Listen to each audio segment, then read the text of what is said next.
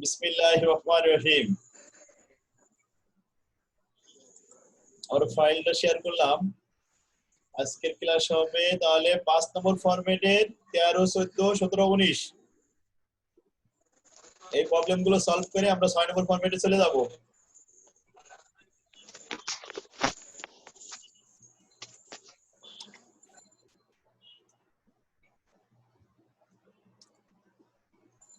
আহ 13 নম্বরটা বের করি।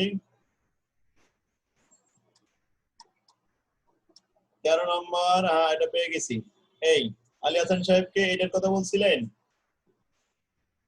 Market value of a firm is 17 lakh টাকা ইনক্লুডিং অফ 5 লক্ষ টাকা ডেট ক্যাপিটাল। ঋণ ক্যাপিটাল থাকলে এটা আছে কি বলা হয়, এটাকে আনলিভারেড ফার্ম। এটা লিভারেড ফার্ম বলা হয়। ঋণ থাকলে কি হয়? লিভারেড ফার্ম। আর ঋণ না থাকলে আনলিভারেড ফার্ম।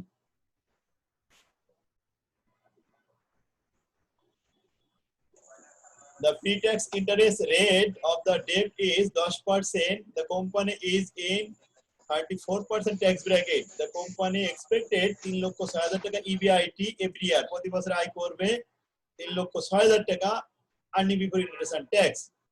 এখন প্রশ্ন, what would be the value of the farm be if it were as finance the কি লিখেছে entirely with equity? আচ্ছা, এখন এক নম্বরে আমাদের লিভারেড ফার্মের ভ্যালু দেওয়া আছে, কিন্তু আনলিভারেড বানাতে হবে। কি বুঝলাম যে if it were finance entirely, মানে সম্পূর্ণ অর্থায়ন যদি উইথ দ্য ইকুইটি, ইকুইটির মাধ্যমে হয়, সম্পূর্ণ অর্থায়ন যদি ইকুইটির মাধ্যমে হয় তাহলে তো সেটা আনলিভারেড হয়ে যায়। অথচ ভ্যালু দেওয়া রয়েছে কিন্তু লিভারেড ফার্ম। তাই লিভারেড ফার্ম ভ্যালু, লিভারেটের সূত্র লিখলাম যে value of the levered firm সমান সমান unlevered value plus debt into tax rate.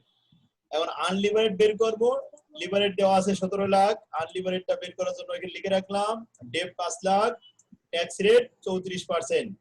গুণ করে দেখলাম 1,70,000 হয়। এই পাশে 1,70,000 ভেজে মাইনাস করে দিলাম।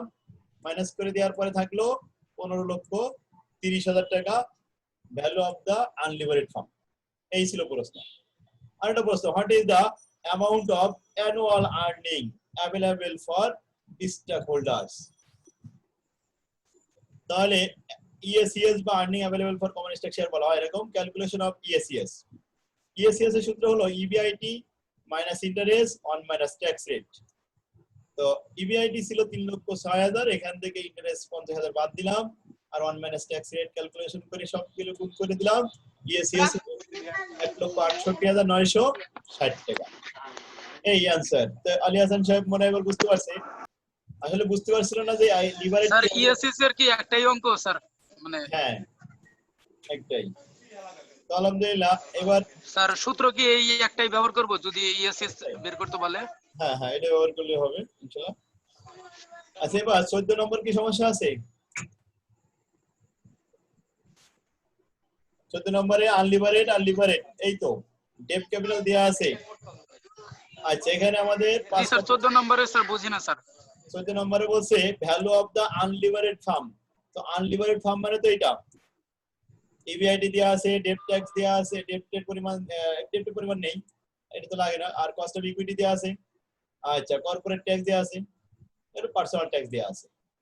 এখন ভ্যালু অফ দা ফার্মে আমাদের যা যা লাগবে, পার্সোনাল ট্যাক্স, এই যে কর্পোরেট ট্যাক্স লাগে, লিখলাম EBIT 1 minus tax rate into 1 minus personal tax, কারণ পার্সোনাল ট্যাক্স না থাকলে এটা লিখতাম না, divided by cost of equity.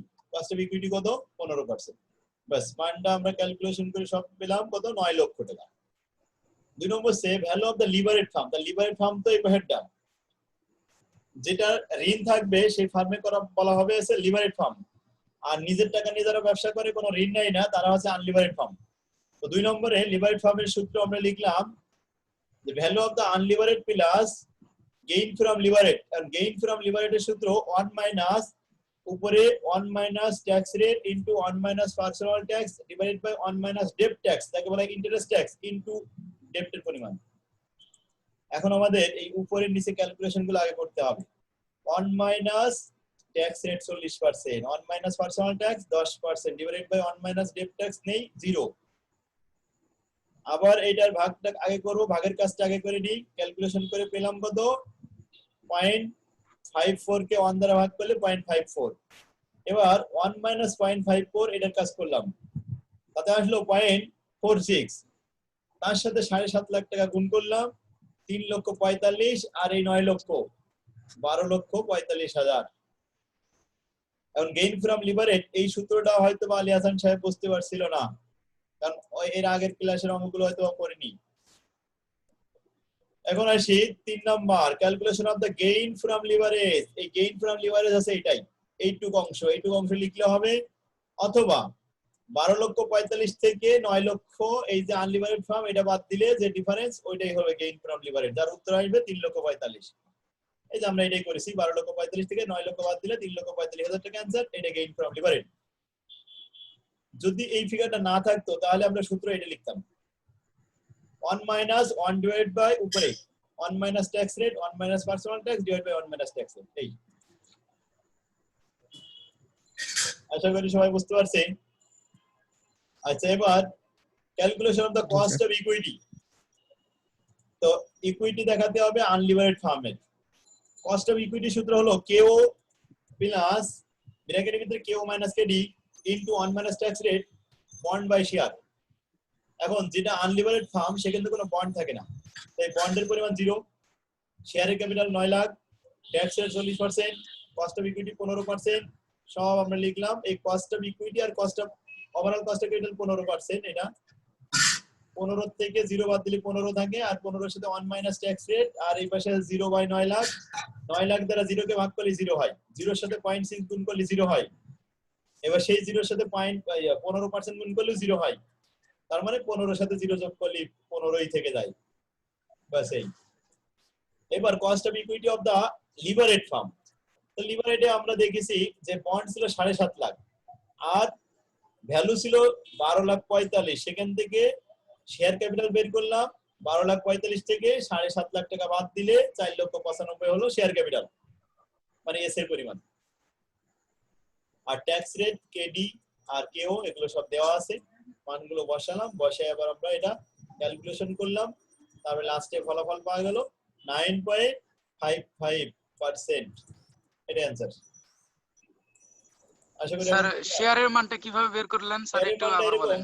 যে ভ্যালু অফ দ্য ফার্মের থেকে বন্ড ক্যাপিটাল বাদ দিতে হয়, কারণ আমরা জানি বন্ড এবং শেয়ার যোগ করলে হয় ভ্যালু। তো ভ্যালু আছে 12,45,000, সেখান থেকে আমি বন্ডটা বাদ দিতে পারি, তাহলে শেয়ার পেয়ে যাবো। এই যে শেয়ার, ঠিক আছে। আগে যেমন ছিল, যার কাছে বন্ড ছিল 0 আর শেয়ার ছিল হিরো, এই যে পুরোটাই বাস। ওকে, আর কিছু 15 নাম্বার কি করা লাগবে? 17 নাম্বার 19 নাম্বার আশা করি লাগবে না 15 নাম্বার ইনশাআল্লাহ। 17 নম্বর বলছে A limited and B limited are two different concern and both of them have and the annual operating income, দুইজনের ইনকাম হলো 1,20,000 টাকা ইবিআইডি। কস্ট অফ ইকুইটি কে এর মান 10%, has got no debt। মনে করেন এদের কোনো ডেট নেই, ঋণ নেই, মানে এটা unlevered firm. while B farm has got 5% debt of 6 lakh টাকা। তাহলে এ ফার্মে কিন্তু কোনো ঋণ নেই, এটা আনলিভারেড ফার্ম, আর বি ফার্মে 5% হারে 6 লাখ টাকা ঋণ আছে। Corporate tax rate 50%। Following MF approach you are required to find out the total market value of the both firm. Both firm বলতে লিভারেড এন্ড আনলিভারেড দুটোই। তাহলে আগে আনলিভারেড ফার্মের ভ্যালু বের করতে হবে। EBIT 1 minus tax rate divide by K E. EBIT 1,20,000 টাকা, 1 minus tax rate করলাম 0.5%, বাদ দিয়ে ক্যালকুলেশন করে আমরা ফলাফল দেখালাম। ফলাফল এবার কত আসলো, এখানে ক্যালকুলেশন করে 60,000 ভাগ 0.10, এতে আসলো 6 লক্ষ টাকা। অ্যানসার হলো 6 লক্ষ টাকা আনলিভারেড ফার্মের ভ্যালু।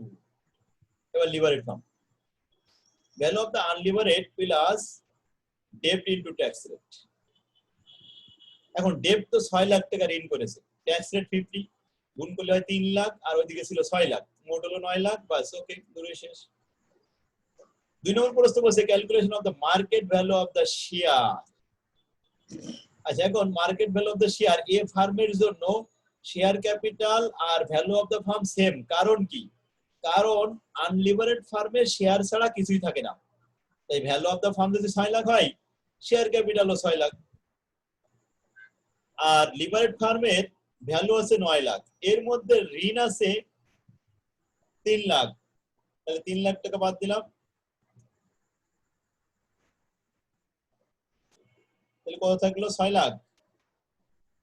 আচ্ছা, এরপরে আসি কস্ট অফ ইকুইটি। আনলিভারেড ফার্মের ইকুইটি হলো EAT divide by share capital into 100। এখন ইএটি কত পেয়েছি আমরা? 6 লক্ষ টাকার উপরে এই যে ভ্যালু, এর উপরে আমাদের ইকুইটি কত ছিল? রেট 10%, তাহলে কত হয়? 6 লাখ টাকা। অবশ্যই এটা আমরা বলতে পারি যে 1,20,000 টাকা ইবিআইটি, ওখান থেকে আমরা ট্যাক্স বাদ দিলাম 50%, তাহলে থাকলো 60,000 টাকা। ওই 60,000 টাকা হলো ইএটি। তো ইএটি কে আমরা ভাগ করলাম শেয়ার ক্যাপিটাল 6 লাখ টাকা দিয়ে, ইনটু 100 দিলাম, দেখি 10% পেয়ে গেলাম। কিন্তু লিভারেড ফার্মে ওই একই, ইএটি 60 আর শেয়ার ক্যাপিটাল এই মাত্র পেলাম কত? 6 লাখ, ওটারও 10%। অ্যানসার শেষ। এবার বলছে ওভারঅল কস্ট অফ ক্যাপিটাল, যাকে বলে weighted average cost of capital, K O সমান সমান আনলিভারেড ফার্মের কেও আর কেই সেম, তাই লিখেছি কেও সমান সমান কেই, অতএব কেও সমান সমান 10%। আর লিভারেড ফার্মের একটু কেও আলাদা হয়, K E plus K E minus K D S by V. K E এর মান 10%, কেই মাইনাস ডি, ডি হচ্ছে আমাদের ডেপ্ট হচ্ছে 5%, আর শেয়ার হচ্ছে 6 লাখ, আর ভি হচ্ছে 9 লাখ। তো আমরা এটা ভাগ করে ক্যালকুলেশন করে সব মিলাই দেখলাম যে 13.35% आंसर। ওকে, এই হলো আমাদের 17 নম্বর শেষ। আলী হাসান সাহেবকে 18 করা লাগবে? 18 আর 17 সেম। 19 নাম্বারটা করেন sir. 19 market value of firm বসে, market value of a firm is 17 lakh টাকা ইনক্লুডিং 5 লক্ষ টাকা ডেপ্ট। এই 17 লক্ষর মধ্যে 5 লক্ষ টাকা ডেপ্ট আছে, তার মানে এটা লিভারেড farm. The pre-tax interest rate of the return of debt is কত? 10%. The company is in 34% tax bracket. 34% tax দিতে হয়। The company expected 3,06,000 টাকা EBIT every year, প্রতি বছরে EBIT 3,06,000 টাকা করে। What would be the value of the firm if it were financed the entirely with equity? এই অঙ্কটা আমরা প্রথমে শুরুতেই যে নাম্বারটা 13 নম্বর শুরু করেছিলাম, ওই অঙ্কটার সাথে একবার সেম মিলে গেছে। এবার if it were finance entirely with equity, তার মানে সম্পূর্ণ যদি সে ইকুইটির মাধ্যমে অর্থায়ন করে থাকে, তাহলে কি আনলিভারেড ভ্যালু হয়ে যায় না? তাহলে আনলিভারেড ভ্যালু অফ দ্য ফার্মের ভ্যালু কি হবে দেখাবো। লিভারেড ভ্যালু সমান সমান value of the unlevered plus gain from levered, কি একই না? এই অঙ্কটাই তো করলাম কিছুক্ষণ আগে, হয়তো ফিগার মনে কোথাও একটা চেঞ্জ ছিল, তাছাড়া সব ঠিক আছে। তাহলে আনলিভারেড ভ্যালু পেয়ে গেলাম।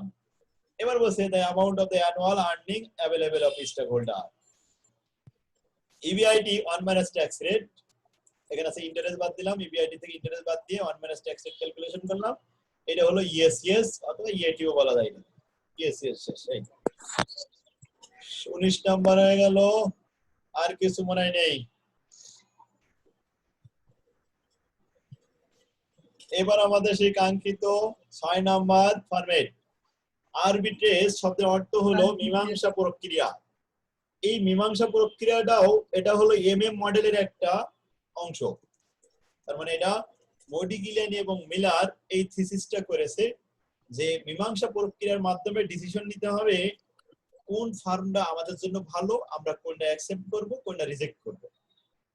তো এখানে ফার্ম থাকবে দুই প্রকার, একটা থাকে লিভারেড ফার্ম আর একটা থাকবে আনলিভারেড ফার্ম। তো আমি এখানে অবশ্যই লিখে দিয়েছিলাম একজন বিনিয়োগকারীর সামনে দুই ধরনের বিনিয়োগ সুযোগ থাকবে, একটি হলো লিভারেড ফার্ম, লিভারেজ যুক্ত ফার্ম, আরেকটি হলো আনলিভারেড ফার্ম। লিভারেড ফার্মে বিনিয়োগ করলে মোট বিনিয়োগ হবে টোটাল ইনভেস্টমেন্ট সমান সমান ডেপ্ট প্লাস ইকুইটি।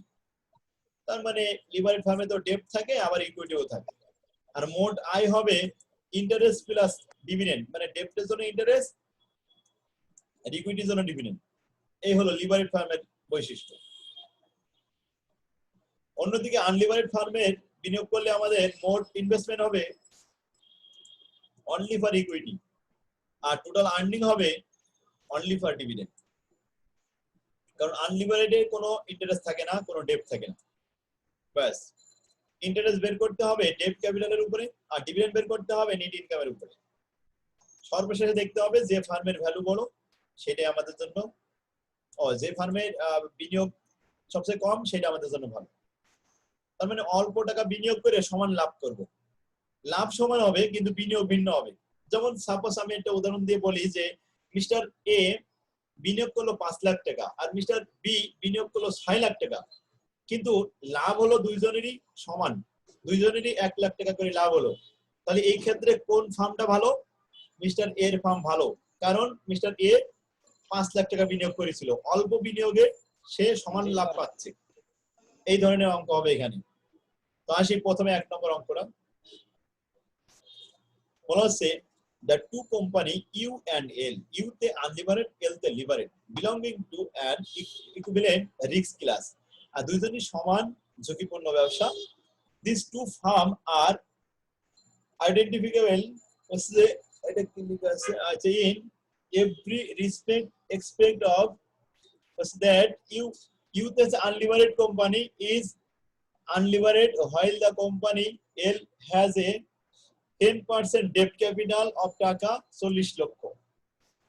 আচ্ছা, এখানে আমরা বুঝতে পারলাম লিভারেড ফার্মে ঋণ আছে 40 লক্ষ টাকা, আর আনলিভারেড ফার্মে কোনো ঋণ নাই। The other relevant information regarding their valuation and capitalization rate are as follows. নিচে দেওয়া হলো ইনফরমেশন গুলো, সব এগুলো সব প্রশ্ন। নেট অপারেটিং ইনকাম ইবিআইটি হলো 6.5 লাখ টাকা, ইন্টারেস্ট আছে লিভারেড ফার্মে 4 লক্ষ টাকা, আর্নিং আচ্ছা আর্ন টু ইকুইটি যাকে বলা হয় নেট ইনকাম, অর্থাৎ ইন্টারেস্ট বাদ দেওয়ার পরে ইবিটি 6.5 লক্ষ এবং 2,50,000 টাকা, আর cost of equity 13% 20%, share capital 50 lakh 12.5 lakh, আর market value of the debt আছে, প্রথমটা ডেট নেই, দ্বিতীয়টা ডেট 40 লাখ টাকা। আচ্ছা, এরপরে total market value of the firm, ফার্মের মূল্য দেওয়া রয়েছে, আর এরপরে ওভারঅল কস্ট অফ ক্যাপিটাল, এগুলো কোনো কাজে লাগবে না, বাস শেষ। এখন ইনফরমেশন নিচে বলছে an investor, একজন বিনিয়োগকারী owns তার নিজস্ব একটা percentage 20% of equity share of the company L। এখন বলছে show the arbitrage process, arbitrage process এ দেখাও and the amount by which he could reduce his outlay through the use of leverage। বলছে যে এই রিডিউস বলতে কমানো আর কি, কত টাকা কম ইনভেস্ট করা লাগবে। দুইটা ফার্মে, একটা ফার্মের তুলনায় আরেকটা ফার্মে কত টাকা ইনভেস্ট কম করা লাগবে, এটা আমাদেরকে আরবিট্রেজ প্রক্রিয়ার মাধ্যমে দেখাতে হবে। এই হচ্ছে আমাদের ইনফরমেশন। তো আসি প্রথমে আরবিট্রেজ প্রসেসের জন্য এই পাশে একটা ঘর আর এই পাশে একটা ঘর, মানে পার্টিকুলার আনলিভারেড ফার্মের জন্য টাকার ঘর একটা, আর লিভারেড ফার্মের জন্য টাকার ঘর আরেকটা। আচ্ছা, প্রথমে আমরা দুইটা আইটেম করব, টোটাল ইনভেস্টমেন্ট আর টোটাল আর্নিং। টোটাল ইনভেস্টমেন্ট আর টোটাল আর্নিং। এই প্রথমে টোটাল ইনভেস্টমেন্ট আনলিভারেড ফার্মে বলেছিলাম only equity, and equity capital কিভাবে হবে, প্রসেসে চলে আসলাম।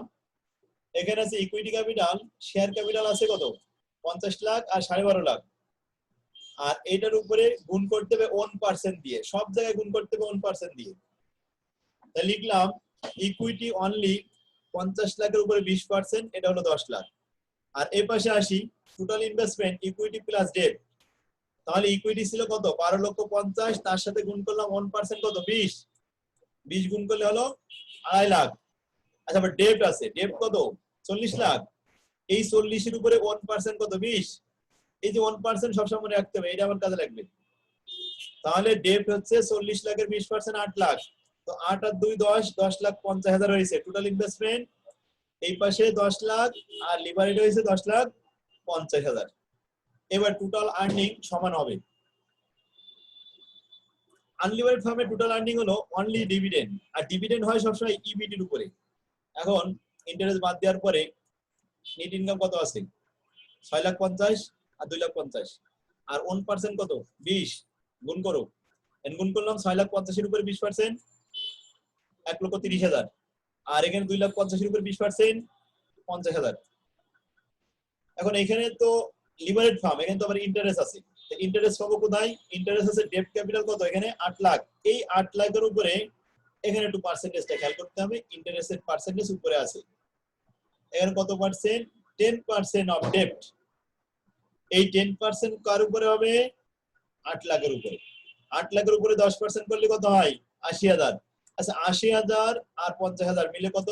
1,30,000। তাহলে 1,30,000 হলো টোটাল আর্নিং, এই পাশেও 1,30,000 মিলেছে কিনা? আর্নিং মিলে যাবে কিন্তু বিনিয়োগ ভিন্ন হবে সব সময়। এই ফরম্যাটে যতগুলো অঙ্ক আছে সব এরকমই ঘটবে। এখন এল হচ্ছে 10.5 লাখ টাকা বিনিয়োগ করে যে আয় করলো, ইউ হচ্ছে 10 লাখ টাকা বিনিয়োগ করে সেই ইনকামই করেছে। তাহলে ভালো কোনটা? স্যার তার মানে আনলিভারেড ফার্মটা বেশি প্রফিটেবল। হ্যাঁ, এখন আমাদের আনলিভারেড ফার্মটা অ্যাকসেপ্টেবল, সুইজেবল, তারপরে এটা রিকমেন্ডেড, এটা ভাবে বলবো আমরা। তো বলছিল যে কত টাকা এখানে কম বেশি বিনিয়োগ করা লেগেছে? 50,000। কারণ আনলিভারেড ফার্মে যদি বিনিয়োগ করি তাহলে 50,000 টাকা আমার সেভ হবে, আর লিভারেড ফার্মে যদি বিনিয়োগ করি 50,000 টাকা বেশি বিনিয়োগ করা লাগবে। The investor will gain by investing in the unlevered farm of you because the total income are same, কারণ দুইজনের ইনকাম তো সমান, দুই পাশেই সমান, by the investing in both farm। আচ্ছা এছাড়া আর কিছু না। এরপরে বলছে according to Modigliani and Miller the arbitrage process will come to the end of when the value of the both farm are individual, এখানে বলছে